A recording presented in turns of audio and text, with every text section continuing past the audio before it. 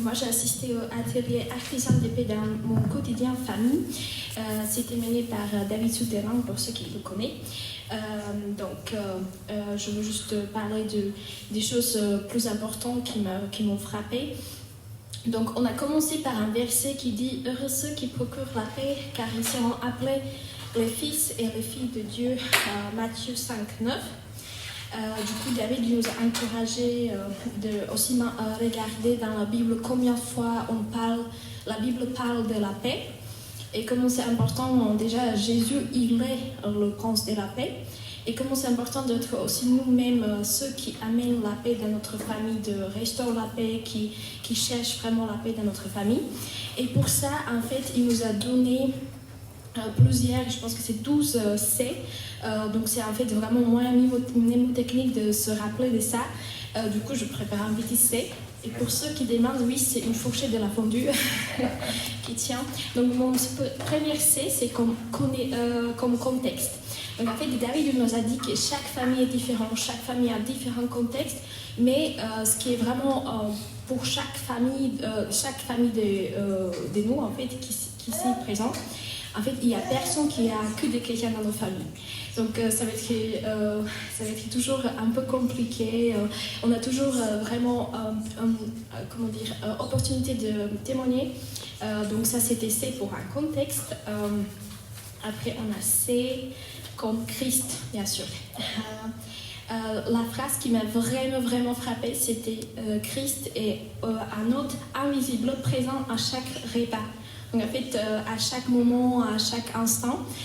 Donc ça, c'était quelque chose qui me tient beaucoup à cœur, que j'ai vraiment retenu. C'est comme connaître. C'est vraiment important de connaître les membres de nos familles parce qu'on est chacun différent. C'est comme communiquer. Combien c'est important de communiquer avec les membres de notre famille. C'est comme considérer chaque membre, même si on est différent, on a des besoins de différents, considérer chacun comme un individu. C'est comme contrôler sa langue.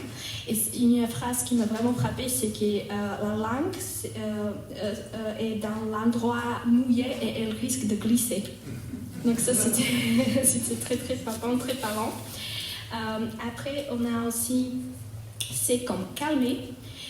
Les discussions chaudes et en fait, là, il nous a proposé 5 R. Reconnaître, plus responsabilité, restituer, repentance et requête. C'est comme croire que Dieu peut changer chaque situation dans nos familles. C'est comme confiance en Dieu, mais aussi confiance dans nos enfants, dans nos parents, nos tantes, nos oncles, voilà. C'est comme courage de faire des choses, de changer des choses, de prier pour les membres de nos familles. C'est parfois quelque chose qui nous manque parce que vraiment dans nos quotidiens, on est peut-être un peu aveuglés par nos quotidiens. Donc vraiment prendre courage et prier, échanger et essayer. C'est comme consulter. C'est vraiment important si on doit prendre une décision qui va peut-être qui passe bousculer un peu notre famille, c'est de vraiment consulter avec chaque membre de famille, même avec les petits. On ne va pas déménager à l'autre bout de la France avant de consulter nos enfants, c'est ce que David nous a dit. Et le dernier, c'est comme conclusion. Et après, David il nous a proposé une autre série de C. C'est comme compter sur le bienfait de Dieu. C'est comme confidentialité. C'est comme casser, mais jamais chercher à casser un enfant. Ça, c'était aussi très frappant. C'est comme compromis, accepter des compromis parfois. Et du coup, on a fini avec un verset dans Timothée, que la grâce, la miséricorde et la paix vous soit donné. Voilà. Amen. Bonjour. Alors moi, je vais vous parler des 2 soirées. Donc il y en avait une le samedi soir et une le dimanche soir. La première soirée, c'était organisée par Suzanne Coston, la responsable du pôle mission des CRF. Et le thème, c'était artisans de paix dans le monde. On a commencé avec visionner 3 vidéos qui parlent de différents sujets en lien avec la paix. Donc la première vidéo, c'était un responsable d'église qui travaille à Madagascar. Et j'ai appris que le mot paix en malgache peut se traduire en 2 mots. Fiavanana, qui veut dire la paix dans la culture malgache dans le sens préserver l'harmonie du groupe, et Fiadanana, qui veut dire la paix selon la Bible. C'était intéressant. Après, on a vu une autre vidéo d'un responsable du Tchad. Et lui, juste avant la vidéo, Suzanne a dit qu'au Tchad, il y a 200 ethnies et 130 langues. Et ce responsable a dit que la paix et l'unité étaient possibles dans ces églises, malgré toutes ces différences. Après, on a aussi vu une vidéo d'un missionnaire français qui travaille au Canada. Et lui, il partage l'évangile avec des nations autochtones dans la province du Québec. Et en fait, ces nations autochtones ont eu vraiment des mauvaises expériences dans leur passé avec les chrétiens. Et donc, il dit que l'amour peut changer la donne malgré les blessures. Et que le message de l'évangile, c'est un message de paix. J'ai aussi appris qu'une personne sur 3 dans le monde n'a pas accès à l'évangile. C'était aussi un appel à la mission. Après, on a eu 3 témoignages de personnes qui étaient présentes au congrès. Evelyne, qui travaille au Tchad, Olivier, qui travaille à Barcelone, et enfin Françoise. Et Françoise, qui a travaillé au Burkina Faso. Et vraiment, l'histoire qu'elle a partagée sur Tani, qui est une femme qui était aveugle de naissance, et qui, grâce au Centre Espoir, a pu avoir une éducation, et qui maintenant est journaliste au Burkina Faso. C'était très encourageant. Voilà. Et pour la soirée du dimanche soir, c'était donc la soirée artistique. Donc, c'était organisé par Hugo et Eva Kayudjougou. Et on a eu plein de choses. On a eu un trompettiste qui a joué de la trompette, un potier qui avait amené son tour et de l'argile, et en même temps Sam a joué au piano, donc c'était vraiment visuellement beau et en plus on entendait quelque chose de beau aussi. Après il a parlé de Dieu créateur dans le sens qui forme l'argile et nous sommes l'argile, donc c'était vraiment beau. On a eu 2 raps, un rappeur a chanté de rap, parler de rap, je sais pas. Un danseur aussi, qui a pu danser au son d'une musique chrétienne. Après, donc, il y a eu un échange entre le rappeur et le danseur, qui ont parlé un peu de leur parcours et aussi de leur désir de servir l'Église à travers leur art.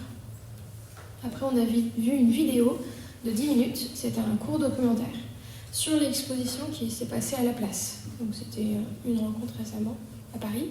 Et il y a eu des entretiens avec plusieurs artistes qui ont exposé. C'était très beau.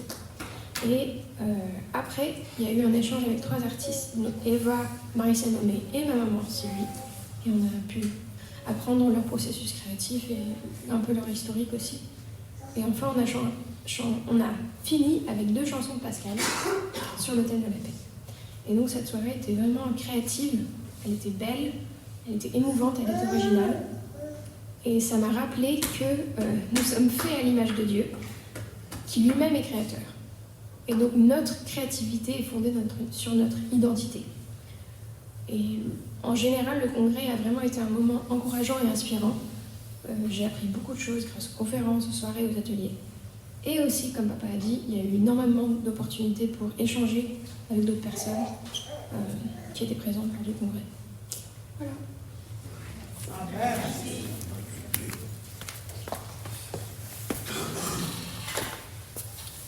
Merci Anastasia et Ivana pour ces témoignages et c'est chouette d'entendre ces choses. N'hésitez pas, on aura d'autres témoignages encore, mais on va demander maintenant pour les enfants de venir et aussi les moniteurs, ou plutôt les monitrices qui vont venir. J'allais juste dire que pour tout ce qu'on va entendre, n'hésitez pas si vous avez une question, si vous voulez aller plus loin, de parler avec les personnes. Donc si les enfants...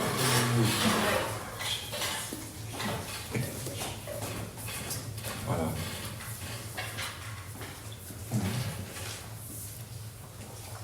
Avant de partir, on va prier pour eux. Et je demande à Bill, est-ce que tu peux prier pour les enfants et les monitrices? Notre Dieu, notre Père, nous te remercions du fond du cœur de la présence de ces enfants ce matin lors du culte. Seigneur, merci parce que cet enseignement peut avoir lieu. Merci pour les moniteurs et monitrices. Merci pour chaque enfant. Seigneur, bénis ce temps, que cela puisse être un moment profitable pour chaque enfant. Et Seigneur, merci encore pour la grâce de pouvoir ouvrir la parole des enfants. Au nom de ton Fils Jésus. Amen. Amen. Bon, soyez bénis.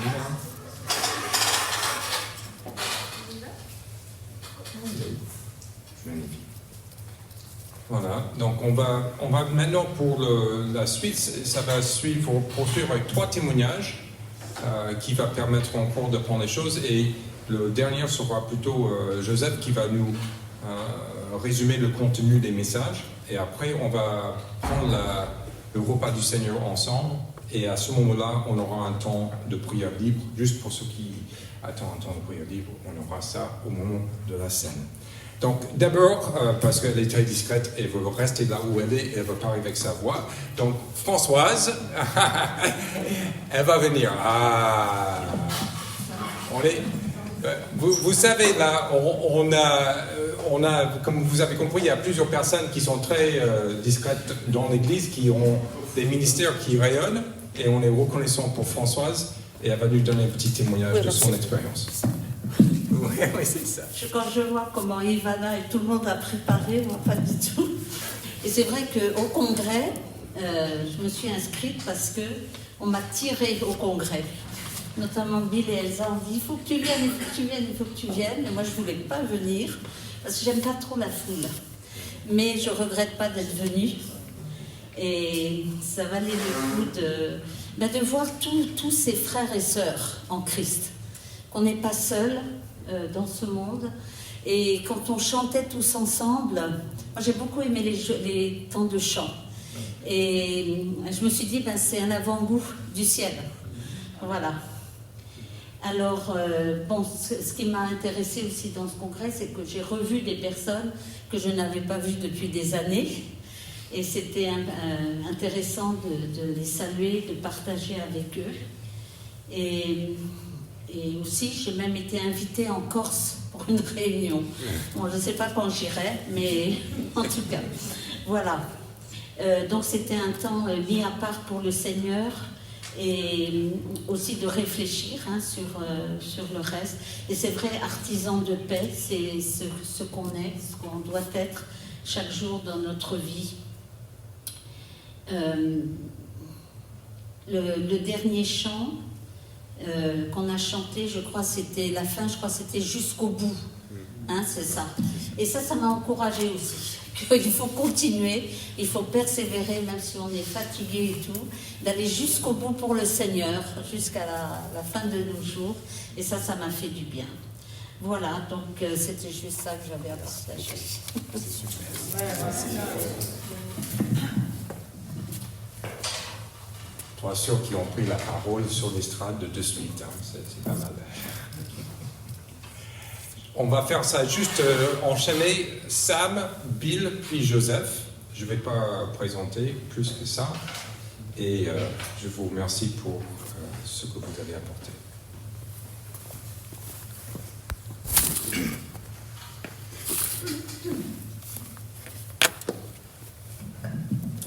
Bonjour à tous. Alors, en écho à ce que Françoise vient de partager, nous avons choisi de prendre le dernier chant du congrès pour le dernier chant de ce culte. Par ce qu'il vit, je ne crains pas le lendemain, je n'ai rien à craindre. Alors, pour ma part, j'avais à cœur de vous faire un petit résumé de ce qui m'avait interpellé lors de l'atelier sur l'artisan de paix au sein du travail, au sein de nos sphères pro. Et c'est Anne-Marie Mousson, voilà, Husson, qui était donc l'intervenante pour cet atelier, et elle-même a lancé une association, pour l'instant, C'est Proactif, depuis 8 ans, et elle travaille, elle produit des formations, des matériels pour les chrétiens qui sont dans le milieu séculier, qui travaillent et qui peuvent se demander, mais qu'est-ce que je fais au travail? Comment je peux, moi, en tant que chrétien, servir au travail? Et je vais juste vous poser une question. Pour ceux ici qui travaillent, ou qui ont travaillé, est-ce que vous pourriez juste estimer sur le doigt, au doigt mouillé, combien d'heures on travaille par an? Combien d'heures on est présent au travail par an? À peu près, hein. Une fourchette. En heures. 1800. Voilà. 1600, 1800 heures par an, si on compte 215, 220 jours par an de travail. Combien d'heures à peu près dans l'église? Et je parle de membres dans l'église, pas effectivement dans un service à plein temps, juste en tant que membre. Combien d'heures à peu près? Une demi-journée, fois 52. 150, 200. Voilà. 200 heures? 1600, 1800 heures, 200 heures. Et pour ma part, ça fait des années que je réfléchis également à cela. J'avais été vraiment interpellé lors de ma formation REF il y a 10 ans maintenant. Pierre Barito faisait un cours. Et à tous ceux qui travaillaient dans la salle où on était, les formés, les participants, est-ce que vous vous rendez compte que vous tous qui travaillez, vous êtes sur le champ de mission?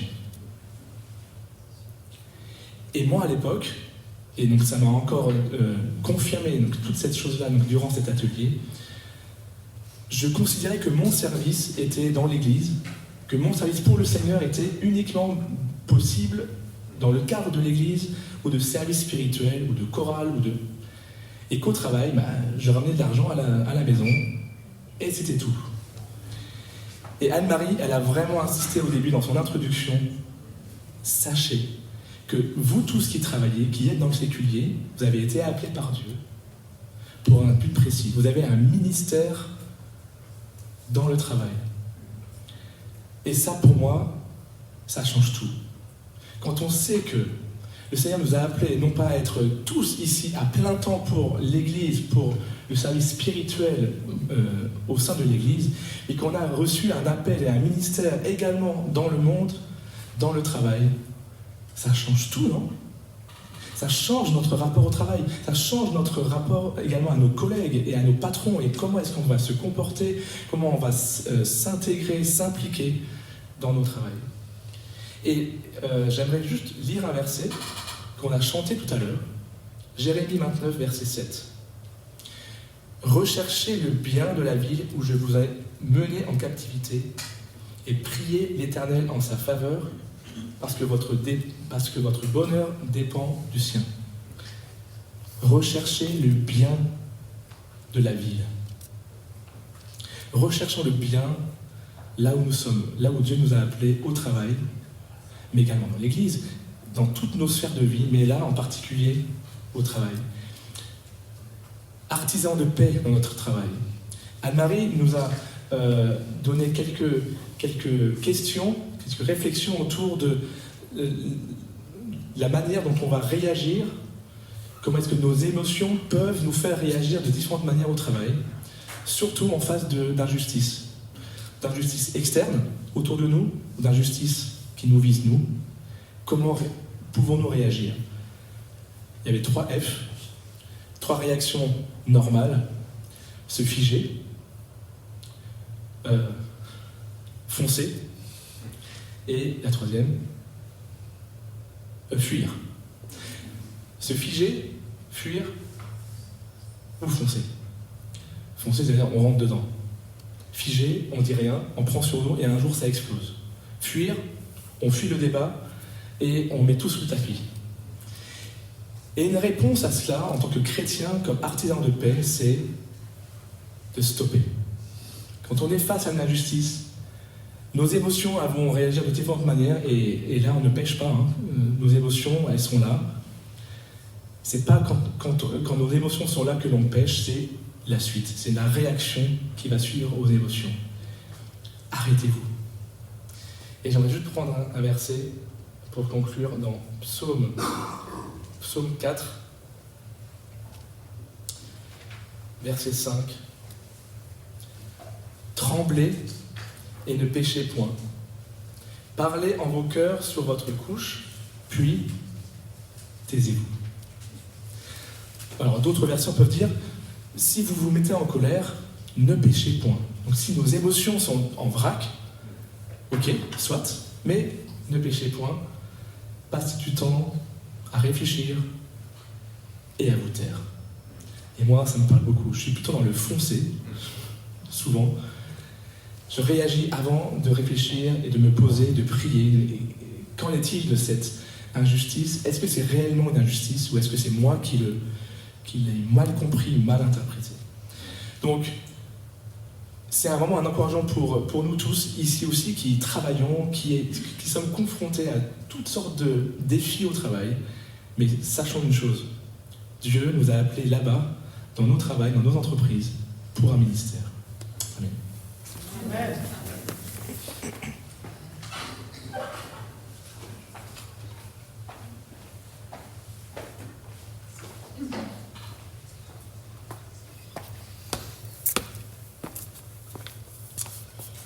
Voilà, donc je voulais dire au début que nous avons apprécié le fait de pouvoir partager des nouvelles avec d'autres responsables d'église, des amis de longue date. Bon, maintenant, avec Erza, ça fait peut-être une quarantaine d'années qu'on va au congrès, on a vu l'évolution du congrès. Et on a beaucoup d'amis, et il y a des gens qui prient pour nous, c'est toujours encourageant, et nous avons pu effectivement prendre connaissance de leur sujet de prière. Donc ça, c'est quelque chose de formidable qui peut se vivre dans un congrès. L'autre chose, bien sûr, qu'on a remarqué, c'était la qualité du chant, de l'équipe musicale qui nous a conduits dans la louange, c'est-à-dire à la fois le choix des chants, les paroles, que tout le monde pouvait chanter, même les personnes plus âgées, etc. Et la qualité musicale, on était vraiment conduits vers l'adoration du Seigneur, comme cela se passe depuis un certain nombre d'années maintenant lors du congrès. Je sais que Sam a contribué beaucoup dans ce sens-là, et Yanis a pris la suite. Donc, deux choses qu'on a appréciées.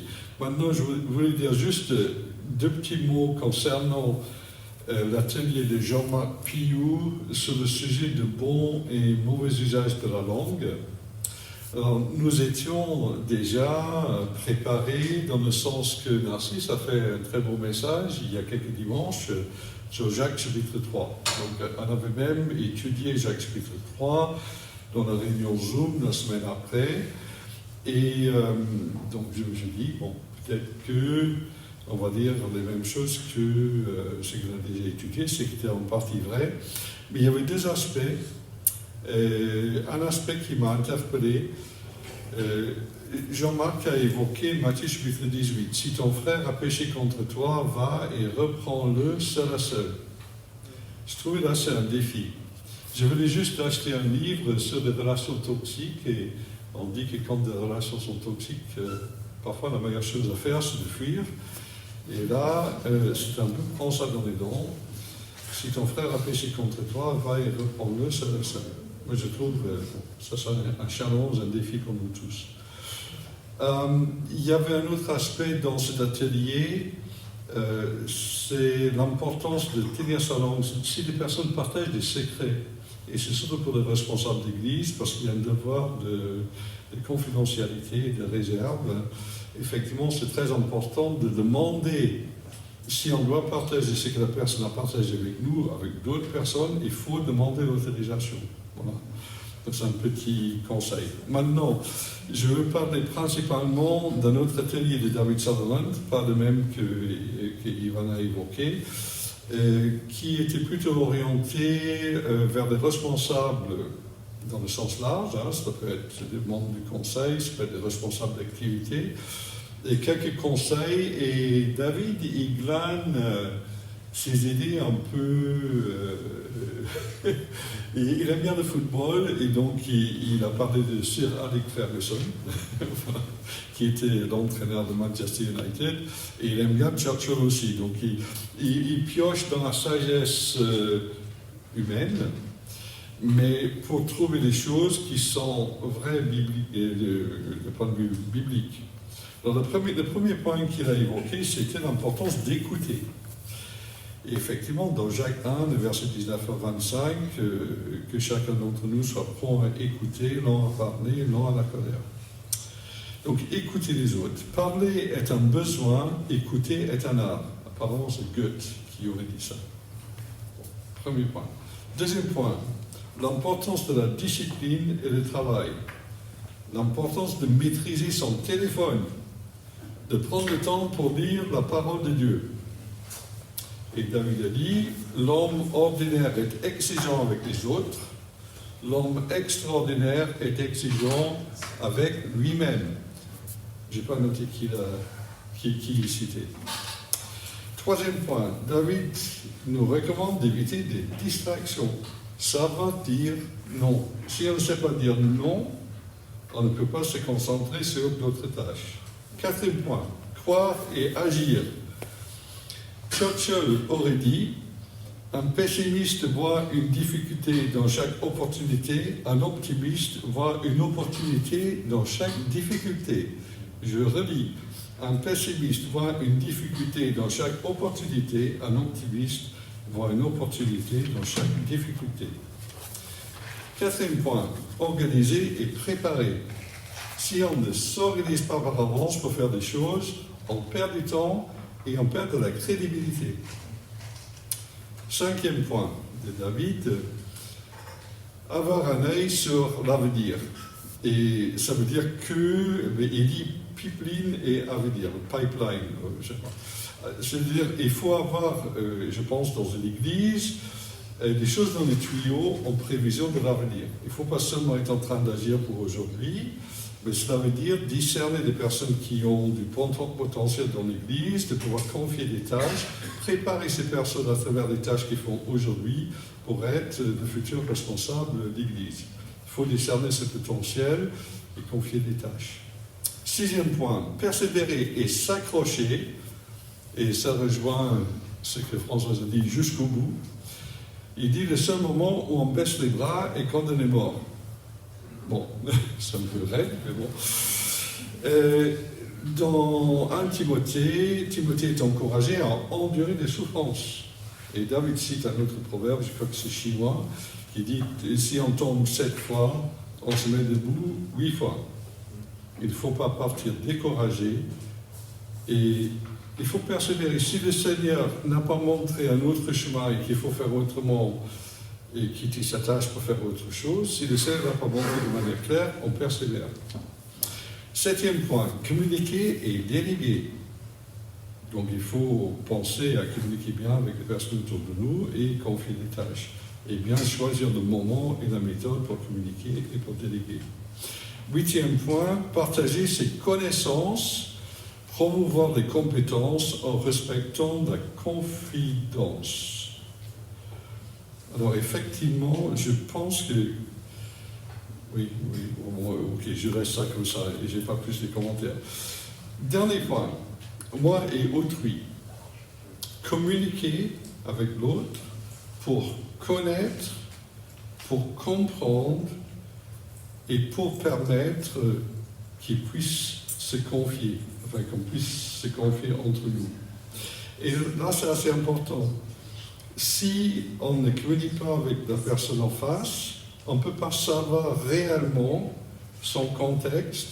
Et parfois, il y a des éléments, en parlant avec lui, qui permettent de comprendre pourquoi il se comporte d'une certaine manière. Voilà. Donc, je trouve ces conseils bien pratiques et terre à terre. Et c'était encourageant. Et je pense que effectivement, agir de la sorte, c'est aussi contribuer à la paix, parce qu'on évite des tensions, parce qu'il y a écoute, communication, compréhension. Voilà. Amen.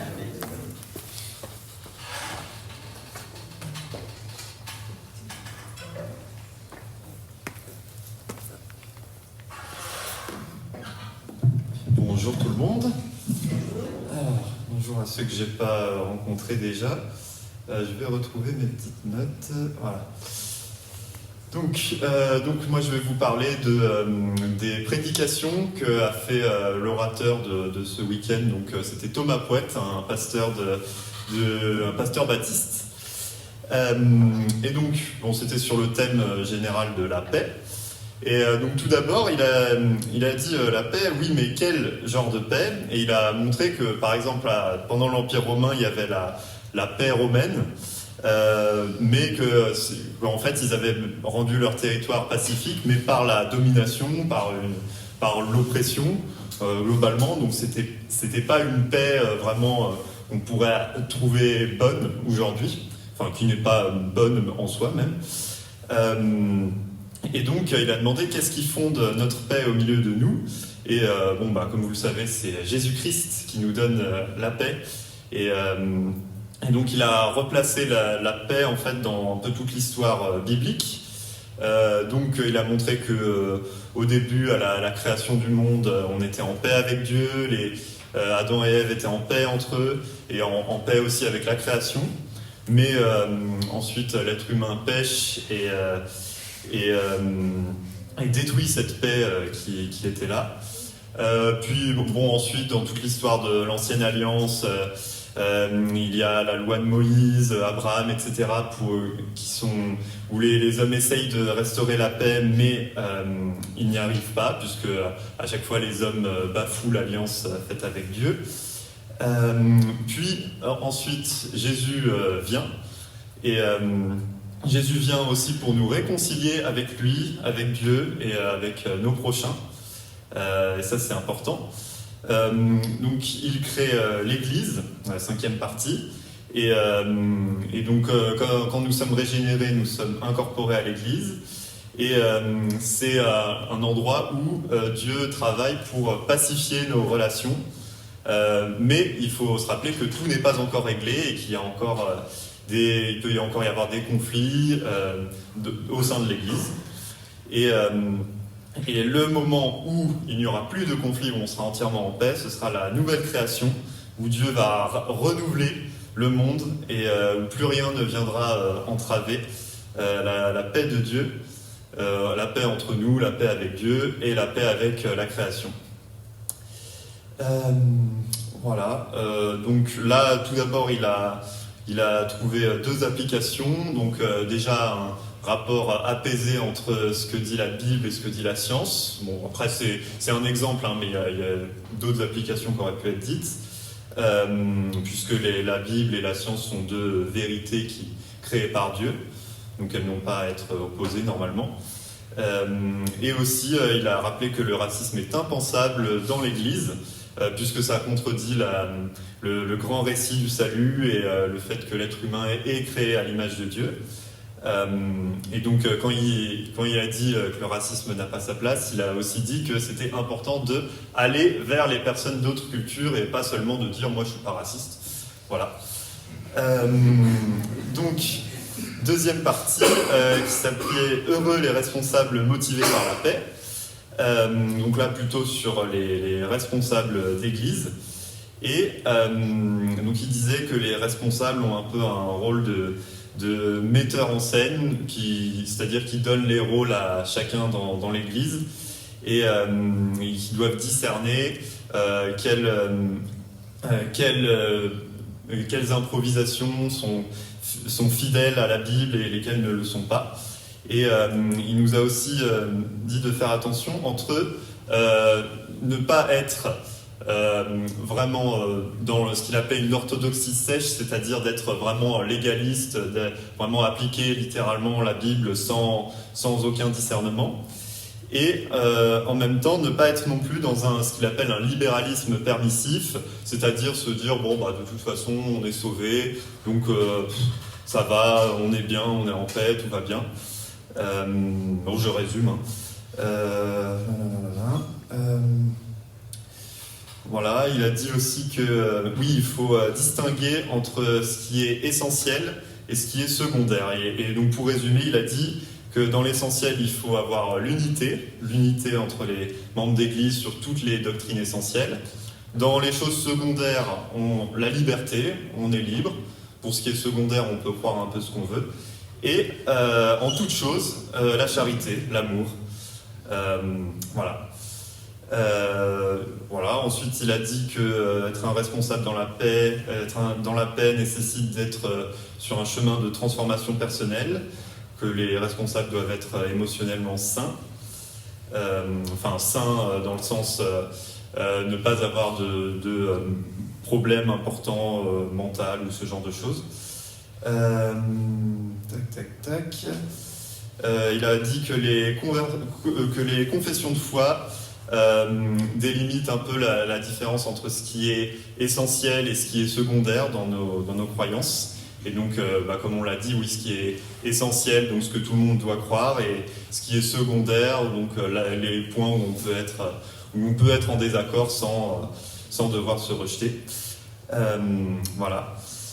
Et enfin, le dernier message, c'était heureuse l'Église qui travaille à la paix. C'était plus exactement ça, mais voilà. Donc, il a dit que nous appartenons au monde, enfin que nous sommes dans le monde, mais que nous ne sommes pas du monde. Donc ça, c'était ça. Il a développé ces deux thèmes-là. Donc, tout d'abord, que nous ne sommes pas du monde, c'est-à-dire que l'Église doit avant tout être sainte, être dédiée au Seigneur.